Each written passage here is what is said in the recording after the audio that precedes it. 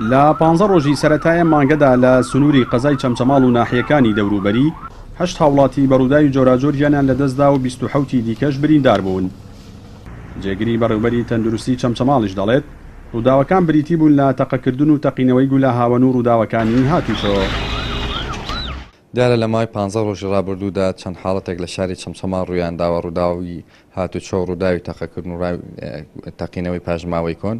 دیارە بەداخەوە لەو ڕووداوانەدا 7 حاڵەتی مردن هەبووە کە ئەمانە مردنی بەهۆی نەخۆشیەوە بووەوە 8 حاڵەتی مردنمان هەبوو کە بەهۆی ئەو ڕووداوانەوە بۆ ڕووداوی هاتوچۆ ڕووداوی فیشەکەەوە بووە.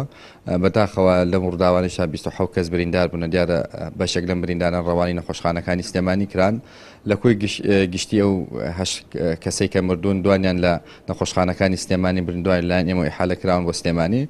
ڕووداوەکان ڕووداوی گەرم بوونە لەم ماوەیەدا. بەداخەوە ئاستی مردن لە 15 ڕۆژی ڕابردووە لە چاو ساڵی ڕابردوو لە ئێستادا زیاترە. سەبارەت بە دەستگیرکردن و خۆڕادەستکردنی تاوانباران بەڕێوەبەری پۆلیسی چەمچەماڵ بە پەیامی ڕاگەیاند تا ئێستا تەنها بە کوژی 2 هاوڵاتی لە ناحیەی شۆڕش خۆی ڕادەستی هێزەکانی پۆلیس کردووە و هیچ کەسێکی دیکە لەسەر ئەو ڕووداوانە خۆیان ڕادەست نەکردووە. توێژەرێکی کۆمەڵایەتیش هۆکاری هەڵکشانی تاوان و ڕووداوانە خوازراوەکانی بۆ لاوازی ڕۆڵی دادگاکان و سزانەدانی تاوانباران بە سزای قورس لەلایەن دادگاوە گەڕاندەوە. بە بڕای ئێمە کۆمەڵی هۆکار هەن بۆی کە ئەم ڕووداوانە ڕوو بدات. یەک لەوانە باوەڕی من ئەوەیە کە ڕۆڵی دادگاکان بەڕاستی لە هەموو کوردستانە و بە تایبەتیش لەم شارێ بەڕاستی زۆر لاوازە. خەڵک بە ناچاری پەناباتە بەر سولحی عەشاری. خۆشمان نەزانین سولحی عەشاری سیفەتێکی هەیە، زۆر جار کاڵە بێتەوە یان خەڵکەکانی ئەوەی کە لەناو سولح عەشارەکەن کەمتر ئیلتیزام بەواکەن و بۆیە کێشە کۆمەڵایەتیەکان جاری کەسەر هەڵەدەنەوە.